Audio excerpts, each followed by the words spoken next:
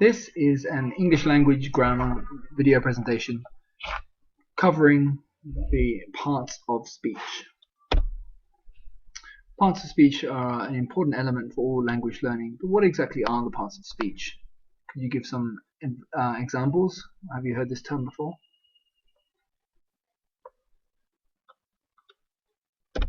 Well, parts of speech, all the words in the English language can be arranged into groups according to the type of word they are, according to their function. And there are 9 types of words, and these 9 groups are referred to as the parts of speech.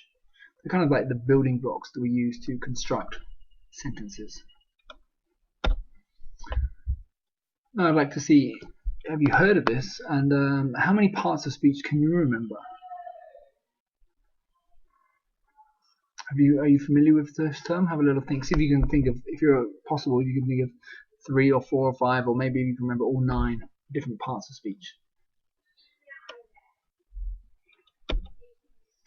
Well, here are the parts of speech: articles, pronouns, nouns, adjectives, verbs, adverbs, prepositions, conjunctions, and interjections. So let's look at the beginning. Let's start with the simple one. Articles. What are articles? We use them every day. What exactly are they? In the English language, there are just 3 articles, and we use them with nouns, and they are a and the. Next up is the pronouns. So I've given you one pronoun here. There are 7 pronouns we'll be looking at today. I, subject pronoun, object pronoun, me. Can you think of the other 6 pronouns?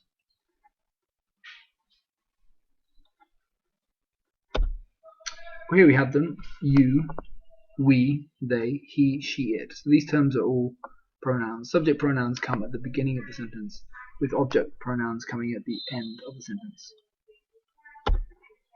Nouns. Are you familiar with nouns? What are nouns? Perhaps you can have a minute and think about some nouns, come up with some examples, or maybe a definition for this term.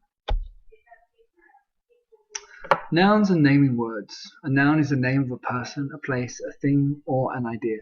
For example, if we look in this picture, we can see books, a teacher, a clock, a poster, students, and chairs.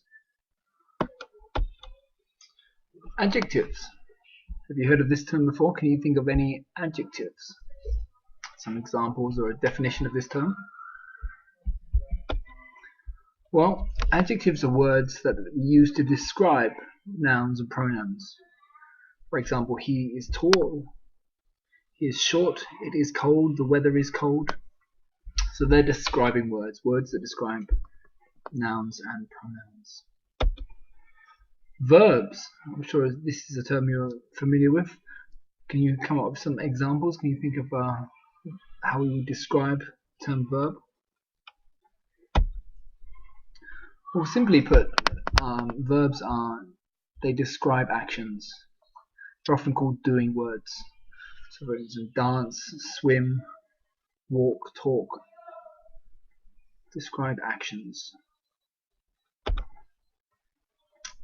How about adverbs? Adverbs are used with verbs. Can you think of any examples of adverbs? And here we have a couple. So adverbs are words that describe actions. So drink quickly, laugh noisily, walk slowly.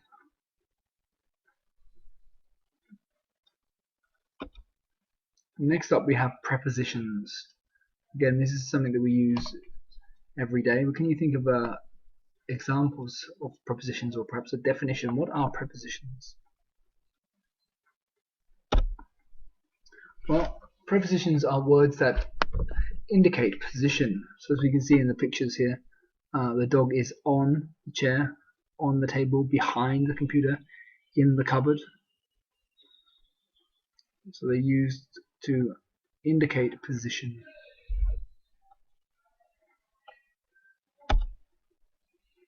Conjunctions.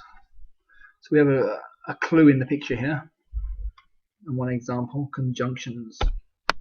So conjunctions are basically connecting words, words that connect other words, or sentences, or phrases, and, or, but, so, because, and, however. Interjections.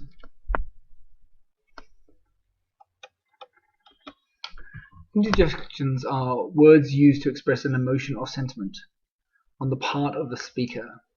So for instance, wow, or yow, or darn. So they're terms that we use independently to express feelings. Now it's your turn. I'd like you to have a look at the phrases below and identify the parts of speech. So we look at the first one. He is a businessman. What is the pronoun in that sentence? And the second sentence, this is my dictionary. What is the noun in that sentence? And perhaps if you could just look at those for a moment and identify the part of speech in each sentence.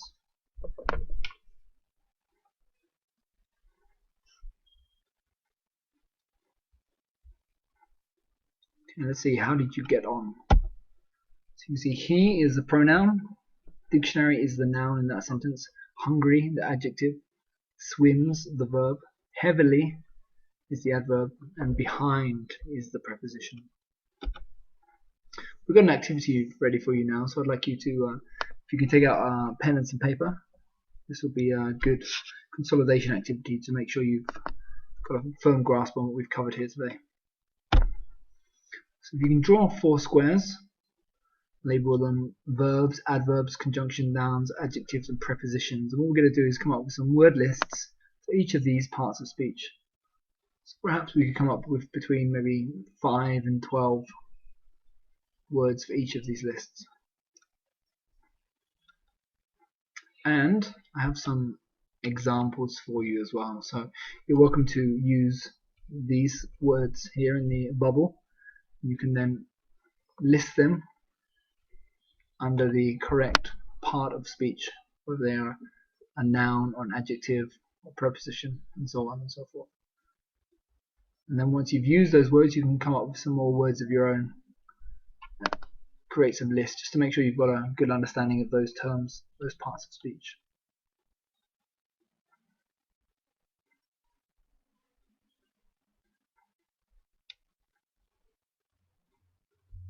And then once you're finished, you should have 6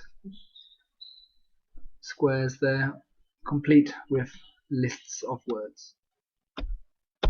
Finally, one more activity if you're ready to accept the challenge for parts of speech, activity 2. And again, that is identifying the parts of speech. So we have 12 sentences here. And what I'd like you to do is write down the part of speech indicated on the right hand side. So the preposition, the verb, the adjective, and so on and so forth.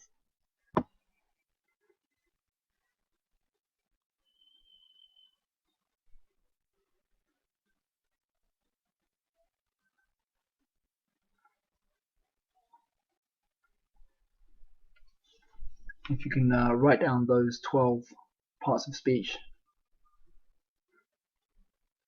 that'll be a good activity then, just to consolidate your learning and make sure you've got a grasp of this vital concept, parts of speech, which is something we refer to continuously through different grammar teaching, so it's important we understand that before we can really move on. And that comes to the end of today's presentation. Thank you very much. I hope you found that useful. Don't forget you can find more useful videos about grammar and vocabulary, learning English, Maxwell's Grammar on YouTube and on Facebook. Thank you.